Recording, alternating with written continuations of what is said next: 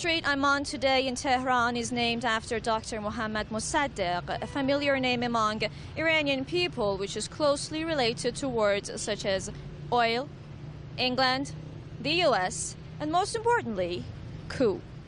With the efforts of the then Prime Minister Mohammad Mossadegh, Iran's oil industry was nationalized in 1952. This meant putting an end to British control over the country's oil industry. The UK and the US made joint attempts to regain control over Iranian oil, but to no avail. Eventually, the British government severed its diplomatic relations with Iran. This hostility led to a plotted coup against Mossadegh in 1953. The US and the UK feared that they would lose control over Iran's resources, especially oil, because Mossadegh had nationalized oil and had taken the power and the control of the oil industry in Iran away from the British and given it back to the Iranians.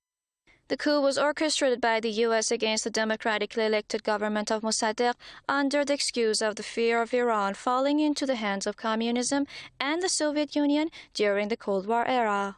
The U.S. was terrified at that time of communism, and so they thought Iran was going to join the communist, or their propaganda was that Iran was going to join the communist bloc, even though they knew Iran wouldn't, because Iran was trying to play a neutral game, a very, very non-aligned game. The overthrow of Mossadegh was planned by the CIA, a plan which consisted of gaining the trust of Mossadegh's government, a trust which was broken by Washington later on. The U.S. initially supported the nationalization of the Iranian oil industry to win the trust of the Iranian government.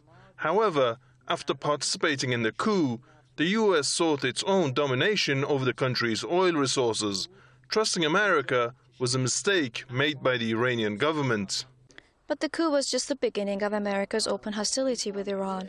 The beginning of the hostility between Iran and America was certainly from the side of the American government itself. The memory of the 1953 coup among Iranians is a bitter one, a reminder of imperialist intervention that may have sparked the Islamic Revolution some 20 years after. Farzan Ashurian, PressTV, Tehran.